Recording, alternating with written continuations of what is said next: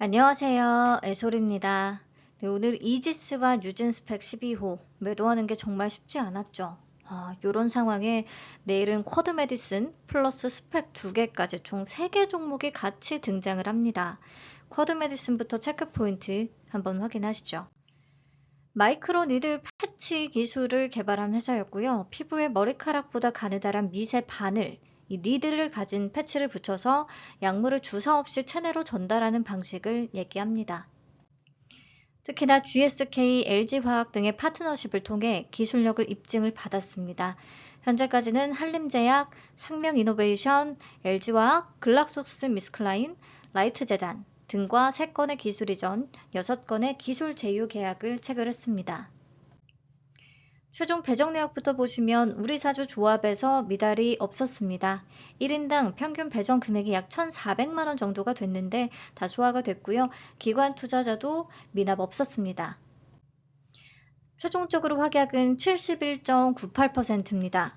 15일과 6개월 양극단으로 좀 분포가 많았어요. 요게 특징이고요.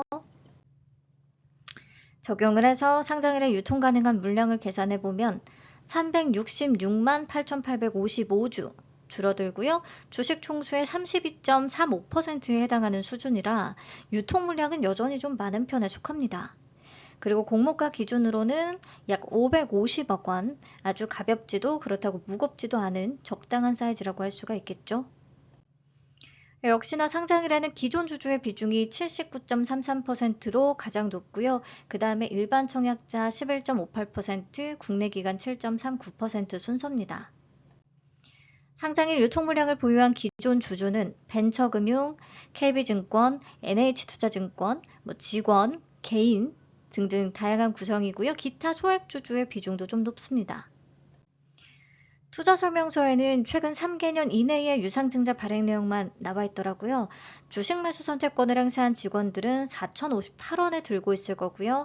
24년 12월에 실시된 제3자 배정 유상증자 발행가액이 11,000원이다 보니까 그 전에 들어온 벤처금융이나 기타 기관들은 더 낮은 가격에 보유하고 있을 거라고 생각을 합니다. 그래서 기존 주주의 단가는 모두 공모가인 15,000원보다 아래다 정리하면 되겠고요. 조건만 다시 체크를 해보면 확약은 71.98%, 최종 유통가능 물량은 32.35%, 기존 주주의 비중 79.33%, 기존 주주의 단가는 모두 공모가 아래, 유통가능 금액은 약 550억 원, 시가총액은 약 1,701억 원. 눈에 띄게 좋은 부분은 없습니다. 조건상으로는 다 애매한 것 같아요. 자, 가격 측면에서 좀 얘기를 하자면 예전에 댓글을 보니까 마이크로 니들로 화장품 사업을 하는 라파스하고 어떻게 쿼드 메디슨을 비교하냐라고 얘기하신 분이 계셨는데 라파스는 화장품 위주로 출발한 것은 맞아요. 근데 비만 치료용 패치를 대원제약과 공동 개발하고 있고요. 임상 일상에서 붙이는 위고비의 약물 동태 데이터를 확보한 것으로 보도가 되고 있고 그리고 백신용 마이크로니들 패치 기술로 국책과제에 선정된 이력도 가지고 있습니다.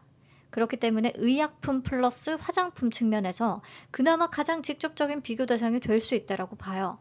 쿼드 메디슨도 화장품 쪽 진출을 준비하고 있고요. 그래서 두 기업의 올해 실적과 시가총액을 저는 비교해서 본 겁니다. 매출 규모가 라파스가 우선은 훨씬 크고 영업 손실이나 순손실의 폭도 라파스가 현재는 훨씬 적기 때문에 지금의 실적 대비 라파스보다 높은 시총으로 등장을 하는 게 과연 맞는 것인가 라는 생각이 들긴 했어요. 물론 쿼드 메디슨은 대형 빅파마인 GSK와 파트너십을 맺고 있다는 데에 점수를 조금 더 줄 수는 있겠죠. 시장 참여자들이 빅파마랑의 계약을 되게 좋아하니까. 근데 이미 라파스 대비해서 50% 정도의 프리미엄을 부여받은 상태로 등장하게 되는 거라 여기서 얼마나 더 오를 수 있을지는 정말 상장일의 수급이나 시장 평가에 달렸다는 생각이 듭니다. 네, 그리고 회사 측이 제시한 방식대로 주당 평가가액을 한번 산출을 해보자면 먼저 27년 예상순이익을 20% 할인율 적용해서 저는 25년 말의 시점으로 땡겨왔어요. 그러면 83억 원 정도. 여기에 비교 기업들의 반기 LTM 순이익과 12월 10일 주가 기준의 평균 퍼 28.73배를 적용했습니다. 그러면 주당 평가가액은 약 21,023원이 산출되거든요. 공모가보다 40% 정도 높은 수준. 여기에 저는 오버슈팅 좀 감안해서 뭐 한 80% 정도를 목표로 잡아보려고 생각하고 있습니다. 자, 최근 상장일 흐름 다시 좀 복기를 할게요. 지금 페스카로와 이지스 이 두 개가 모두 시초가와 고가의 갭이 얼마 없었고요. 장 초반이 고점이 되는 좋지 않은 패턴을 보여줬습니다. 특히나 이지스는 유통 물량이 200억 원대임에도 불구하고 시초가와 고가의 레벨이 앞선 종목들에 비해서 확 낮아졌거든요. 동시상장이라는 이슈도 있겠지만 그만큼 좀 섹터 매력이나 가격 메리트가 없는 경우에는 이제 시장에서 무지성으로 높은 가격대에 막 달려들지 않을 수 있다는 것을 좀 파악을 해야 된다고 생각해요. 자, 그렇다면 쿼드 메디슨은 이지스보다도 덩치가 조금은 있고, 그리고 섹터는 어쩌면 제약바이오 쪽으로 묶일 수는 있겠지만 신약을 막 개발하는 그런 회사는 아닌 거고요. 그래서 공모주로서의 조건이 딱히 좋진 않습니다. 특히나 라파스 대비해서 높은 시총 저는 부담이라고 생각하고요. 우리 웨이버스 대비 시총 부담 있고 스펙이랑 동시에 상장한 이지스가 시초가랑 고가 레벨 모두 낮아진 상황이기 때문에 쿼드 메디슨에도 이게 당연히 부정적일 수밖에 없다고 보고요. 그래서 쿼드 메디슨도 시초가와 고가 레벨은 더 낮아질 수 있다는 생각을 합니다. 저의 목표는 70에서 80% 정도입니다. 25,000원에서 한 27,000원. 다행히도 청약 경쟁률이 아주 높진 않았어서 비례 손익분기는 약 8% 정도면 되거든요. 손익분기는 충분히 넘길 수 있지 않을까 싶긴 하고요. 오히려 스펙 쪽에서 뭔가 터져주지 않을까라는 기대감이 더 큽니다.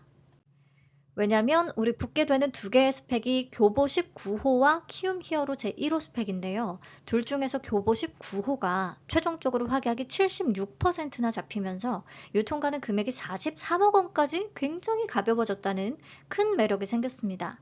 키움 히어로의 2분의 1 수준이에요. 키움 히어로는 최종적으로 확약이 4.4%, 유통가는 금액은 87억 원. 그래서 교보 19호가 그만큼 더 들어올리는 게 훨씬 쉬울 거기 때문에 아무래도 교보 19호의 단타들의 세력들이 붙지 않을까 생각합니다. 최근 이렇게 일반 기업 플러스 스펙 두 개가 동시에 상장을 했던 케이스, 요거를 좀 찾아보자면 24년까지 거슬러 올라가긴 하거든요. 그 당시의 흐름은 다음과 같았습니다. 세 종목이 모두 적당히 기대를 충족시켜주는 선에서 출발을 한 뒤에 스펙 중에 한 개가 세력의 선택을 받아서 고점을 확 높이는 그런 흐름이 나왔었어요. 두 번 다 미래에셋 비전 스펙이 선택을 받긴 했었네요.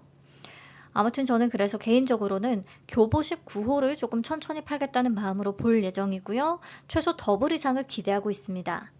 쿼드 메디슨은 초반에 목표가 이상의 달성이 가능하거나 그 근처면 수량이 많지 않기 때문에 만족하면서 팔려고 생각하고요.